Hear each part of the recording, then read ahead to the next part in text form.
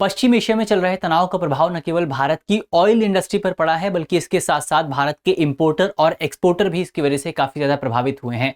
तो अब भारत सरकार की तरफ से भारत के इंपोर्टर और एक्सपोर्टर्स की मदद करने के लिए एक नई योजना की शुरुआत की गई है, जिसके बारे में आज हम डिटेल से डिस्कशन करेंगे। तो मेरा नाम है अक्षय और आपका स्वागत है द CIS चैनल की इस नई वीडियो में। तो चलिए करते हैं वीडियो की शुरुआत और सबसे पहले देखते हैं कि ये हमारी नई योजना है क्या। तो नई योजना अगर आप देखें, इस योजना का नाम है रिलीफ योजना। क्या नाम है? रिलीफ योजना। तो ये योजना बेसिकली आपका, इसकी फुल फॉर्म है resilience and logistics intervention for export facilitation. तो भारत में जो एक्सपोर्टर्स हैं उनकी सहायता करने के लिए, भारत में जो निर्यातक हैं उनकी सहायता करने के लिए सरकार की तरफ से इस पूरी योजना को लॉन्च किया गया है। ये योजना बेसिकली आपका, ये पहल एक्सपोर्ट प्रमोशन मिशन के तहत लाई गई है। तो ये योजना सबसे पहले सरकार एक्सपोर्ट प्रमोशन मिशन लेकर के आई थी भारत में एक्सपोर्ट को बढ़ावा देने के लिए, और उसी के अंदर अब रिलीफ नाम से इस योजना की शुरुआत की गई है, जिसका प्राथमिक उद्देश्य है पश्चिम एशिया की बदलती भू राजनीतिक स्थिति के कारण प्रभावित भारतीय निर्यातकों को समर्थन प्रदान करना। तो वही हमने बात करी कि जिस तरीके से इजराइल और ईरान के बीच में वॉर चल रहा है, उसकी वजह से जो पश्चिम एशिया की पूरी राजनीति जो है वो बहुत ज्यादा अस्थिर हो गई है, और इस अस्थिर राजनीति की वजह से भारत के निर्यातकों को सबसे ज्यादा नुकसान का सामना करना पड़ रहा है। इसी वजह से भारत सरकार की तरफ से इस पूरी योजना को लॉन्च किया गया है। तो ये हमने देखा कि रिलीफ योजना क्या है, किसके अंतर्गत लॉन्च की गई है और इसका प्राथमिक उद्देश्य क्या है, तो वो भी हमने डिस्कस कर लिया है। अब हम बढ़ते हैं आगे, और आगे बढ़ने से पहले आपके लिए एक इंपॉर्टेंट सूचना है।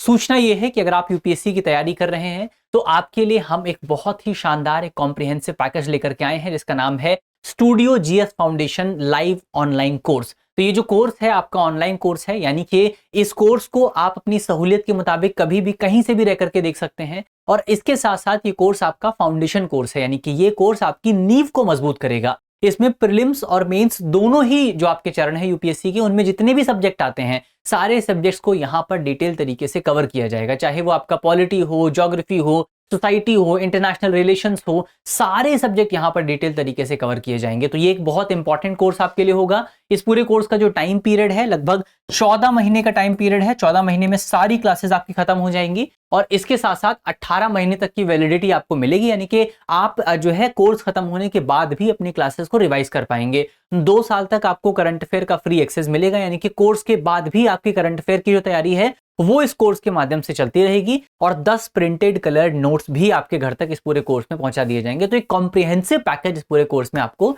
मिलने वाला है। इसके अलावा कोर्स का प्राइस बहुत कम है, मात्र 34,999 रुपए में पूरा कोर्स आप प्राप्त कर सकते हैं। और अगर आपको लगता है कि आपका ये जो प्राइस है थोड़ा और कम होना चाहिए, तो ये कोड आपके सामने लिखा हुआ है AKSHAY, इस कोड का इस्तेमाल करके आप और ज्यादा डिस्काउंट प्राप्त कर सकते हैं इस पूरे कोर्स पर। इसके साथ साथ इस पूरे कोर्स में EMI की सुविधा भी मौजूद है, यानी कि आप जो है अपनी सहूलियत के मुताबिक हर महीने कुछ पेमेंट करके इस पूरे कोर्स को प्राप्त कर सकते हैं। कोर्स अलग अलग मीडियम्स में मौजूद है, हिंदी मीडियम में कोर्स है, इंग्लिश मीडियम में कोर्स है और इंग्लिश मीडियम में कोर्स है। तो अलग अलग माध्यमों में आप अपनी सहूलियत के मुताबिक चयन कर सकते हैं। तो बहुत ही कॉम्प्रिहेंसिव पैकेज है, बहुत ही अच्छा कोर्स है। अगर आपको ज्वाइन करना है तो वीडियो के डिस्क्रिप्शन में आपको लिंक मिलेगा, वहां पर क्लिक करके आप कोर्स को ज्वाइन कर सकते हैं। इसके साथ साथ आप हमारे नंबर पे भी कॉल कर सकते हैं 8750187501। इस नंबर पर आपको इस पूरे कोर्स के बारे में डिटेल से जानकारी मिल जाएगी। चलिए अब सबसे पहले हम इस योजना के थोड़े से बैकग्राउंड को डिस्कस करते हैं कि योजना किस किस पृष्ठभूमि में शुरू की गई है।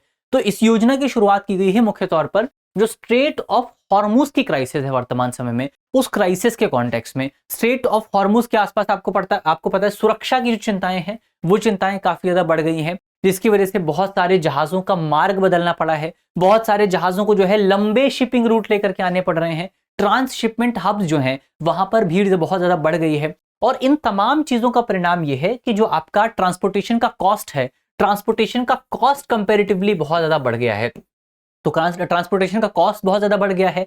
जब ट्रांसपोर्टेशन का कॉस्ट बढ़ता है, जब जोखिम बढ़ता है, तो इंश्योरेंस का जो कॉस्ट है, इंश्योरेंस के कॉस्ट में भी आपको बढ़ोतरी देखने को मिलती है। तो जो आपका माल ढुलाई की लागत है, फ्रैट जो है, और जो बीमा की लागत है, इसमें भी आपको बढ़ोतरी देखने को मिली है। और ओवरऑल इन तमाम चीजों की वजह से भारत के अपने जो एक्सपोर्टर्स हैं, जो कि भारत की इकोनॉमी को डेवलप करने में एक बहुत इंपॉर्टेंट रोल प्ले करते हैं, इनकी जो अपनी इकोनॉमिक्स है वो काफी ज्यादा इसकी वजह से प्रभावित हुई है। तो ये जो योजना सरकार की तरफ से, जो रिलीफ स्कीम सरकार की तरफ से लॉन्च की गई है, इस स्कीम का उद्देश्य क्या है, इस बैकग्राउंड में लॉन्च की गई है। तो इसी चैलेंज से निपटना स्कीम का प्राथमिक उद्देश्य है। क्या उद्देश्य है? इस स्कीम का उद्देश्य है लॉजिस्टिक लागत में वृद्धि को कम करना, जो लॉजिस्टिक की लागत बढ़ी है उसको कम करना, बीमा प्रीमियम में वृद्धि के प्रभाव को कम करना, और युद्ध से जुड़ा हुआ जो जोखिम है जो भारतीय निर्यातकों को प्रभावित कर रहा है उस जोखिम के प्रभाव को कम करना, उसके लिए सरकार की तरफ से इस पूरी योजना की शुरुआत की गई है। तो ये हमने देखा कि बैकग्राउंड क्या रहा है।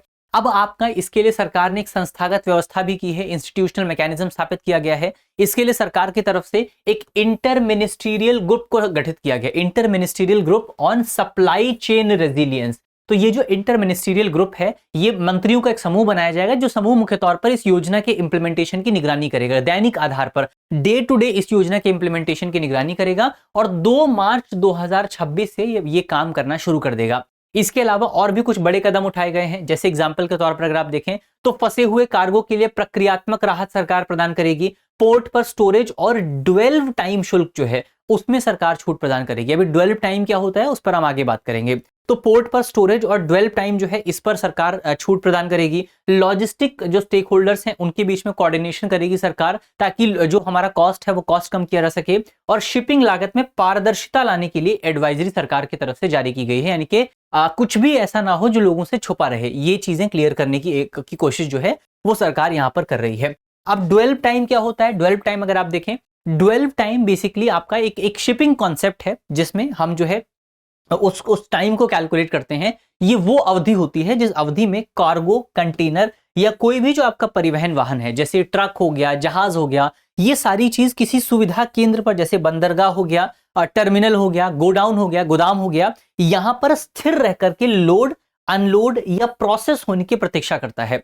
तो अब ये जो 12 टाइम है, ये टाइम जितना ज्यादा होता है कॉस्ट उतनी ज्यादा बढ़ती जाती है। मान लीजिए आपका कोई जहाज आया, आपका कोई शिपिंग जहाज आया और जहाज आकर के डॉक कर गया बंदरगाह पर, लेकिन पहले से ही वहां पर बहुत ज्यादा भीड़ लगी हुई है। भीड़ लगने का परिणाम बेसिकली ये रहा कि आपका जो जहाज है वो सही टाइम पे नहीं उतर पाया। तो इसकी वजह से क्या हुआ, 12 टाइम जो है वो आपका, वो 12 टाइम बढ़ जाता है, जिसकी वजह से कॉस्ट बढ़ जाता है। तो ये एक इंपॉर्टेंट पॉइंट आपको याद रखना है कि 12 टाइम क्या होता है। आगे बढ़ते हैं, और कार्यान्वयन एजेंसी कौन होगी, यानी कि ये जो रिलीफ स्कीम है इसको इंप्लीमेंट कौन करेगा? इसको इंप्लीमेंट करने की जिम्मेदारी ईसीजीसी आपको याद रखना है, ईसीजीसी यानी कि export credit guarantee corporation of India, export credit guarantee corporation of India की तरफ से इस पूरी योजना को इंप्लीमेंट किया जाएगा। नोडल एजेंसी की तरह काम करेगी, जिसकी जिम्मेदारियां होंगी योजना में सत्यापन करना, वेरिफिकेशन करना, दावा प्रक्रिया, भुगतान और निगरानी। ये तमाम काम आपका ईसीजीसी की तरफ से किए जाएंगे। इसके अलावा योजना में बेसिकली आपके क्या क्या घटक शामिल होंगे, क्या क्या कंपोनेंट शामिल होंगे, वो अगर हम देखें तो इसमें 3 इंपॉर्टेंट कंपोनेंट आपको मिलेंगे इस पूरी योजना में। सबसे पहले बेहतर इंश्योरेंस कवरेज जो है, एक्सटेंडेड इंश्योरेंस कवरेज सरकार उपलब्ध कराने वाली है। जिन निर्यातकों के पास ईसीजीसी सर्टिफिकेट मौजूद है, ईसीजीसी बीमा मौजूद है, उन निर्यातकों को 14 फरवरी से लेकर के 15 मार्च 2026 के बीच में उन्होंने जितना भी माल भेजा है उस पूरे माल पर सरकार उनको 100% जोखिम बीमा उपलब्ध कराएगी, 100% जोखिम कवरेज सरकार उपलब्ध कराएगी बिना किसी अतिरिक्त लागत के। तो ये एक बहुत इंपॉर्टेंट फैक्टर है कि इस अवधि के बीच में 14 फरवरी से लेकर के 15 मार्च के बीच में जितना भी आपका जोखिम आया है, जितनी भी अनसर्टेनिटी आई है, सरकार भारत के निर्यातकों को उन जोखिमों से सुरक्षा प्रदान कर रही है। इसके अलावा आगामी शिपमेंट के लिए सरकार समर्थन प्रदान करेगी। 16 मार्च से 15 जून के बीच में जितने भी शिपमेंट भारत में आने वाले हैं उनमें से 95% तक कवरेज जो है सरकार उपलब्ध कराएगी, 95% तक का कवरेज सरकार उनके लिए उपलब्ध कराएगी। एमएसएमई को भी सरकार राहत देने वाली है, क्योंकि कई बार एमएसएमई जो होते हैं उनके पास ये ईसीजीसी सर्टिफिकेट मौजूद नहीं होता है। अगर आपके पास ईसीजीसी सर्टिफिकेट मौजूद है तब तो आप ये वाला जो एक्सटेंडेड कवरेज है उसका लाभ उठा सकते हैं, लेकिन अगर आपके पास ईसीजीसी कवरेज, ईसीजीसी बीमा या सर्टिफिकेट मौजूद नहीं है तो ऐसे में सरकार आपको लाभ प्रदान करेगी। जिन छोटे निर्यातकों के पास ईसीजीसी कवर नहीं है उनको बढ़ी हुई फ्राइट और इंश्योरेंस लागत, यानी कि जो कॉस्ट है उसका 50% तक आंशिक प्रतिपूर्ति जो है, आंशिक कॉम्पनसेशन जो है 50% तक कॉम्पनसेशन सरकार उपलब्ध कराने वाली है। तो ये भी एक बहुत इंपॉर्टेंट डेवलपमेंट इस पूरी योजना में मौजूद है, जिसकी अधिकतम सीमा जो है वो 50 लाख रुपए प्रति निर्यातक तक हो सकती है। तो ये 50 लाख रुपए प्रति निर्यातक तक सरकार जो है सहायता प्रदान करने के लिए तैयार है। तो ये एक इंपॉर्टेंट पॉइंट यहाँ पर आपको याद रखना है। तो हमने देखा कि योजना के प्रमुख घटक क्या हैं और सरकार कैसे बेनिफिट दे रही है। चलिए अब यहाँ से बढ़ा जाए आगे। यहाँ पर हमारा जो पूरा टॉपिक है वो समाप्त होता है। अंत में आपके लिए करंट अफेयर का सवाल है, जिसका जवाब आपको कमेंट बॉक्स में देना है कि रिलीफ स्कीम जो है इसके संबंध में निम्नलिखित में से कौन सा कथन सही नहीं है। हमारे ऑप्शन है ऑप्शन ए, ये योजना एक्सपोर्ट प्रमोशन मिशन के तहत लागू की गई है। ऑप्शन बी, इस योजना के तहत सभी निर्यातकों को हर अवधि में 100% जोखिम बीमा कवर जो है प्रदान किया जाएगा। ऑप्शन सी, एमएसएमई निर्यातकों को बढ़ी हुई फ्रेट और बीमा लागत की आंशिक प्रतिपूर्ति प्रदान की जाएगी। और option D, export credit guarantee corporation of India इस योजना के लिए नोडल क्रियान्वयन एजेंसी है। तो इसका जवाब क्या है वो आपको जल्दी से कमेंट बॉक्स में बताना है कि यहाँ पर आपका इस योजना के बारे में, रिलीफ योजना के बारे में कौन सा स्टेटमेंट सही नहीं है। मुझे उम्मीद है कि इस योजना में जितने भी इंपॉर्टेंट पॉइंट हमने डिस्कस किए हैं वो पॉइंट आपको समझ में आए होंगे। अगर आपको वीडियो अच्छी लगी है तो वीडियो को लाइक कीजिएगा, वीडियो को शेयर कीजिएगा अपने दोस्तों के साथ, अपने साथियों के साथ। और अगर आप हमारे चैनल पर नए हैं तो चैनल को सब्सक्राइब करना बिल्कुल मत भूलिएगा। जब आप चैनल को सब्सक्राइब करते हैं तो हमको और बेहतर हौसला मिलता है कि हम आपके लिए और अच्छी वीडियोस बना पाएं। तो चैनल को सब्सक्राइब जरूर कर लीजिएगा। मिलते हैं आपसे अगली वीडियो में, तब तक के लिए अपना ख्याल रखिए, ध्यान रखिए, पढ़ते रहिए। धन्यवाद। अब एग्जाम की तैयारी को और बेहतर करने के लिए हमारे चैनल को लाइक, शेयर और सब्सक्राइब करना ना भूलें।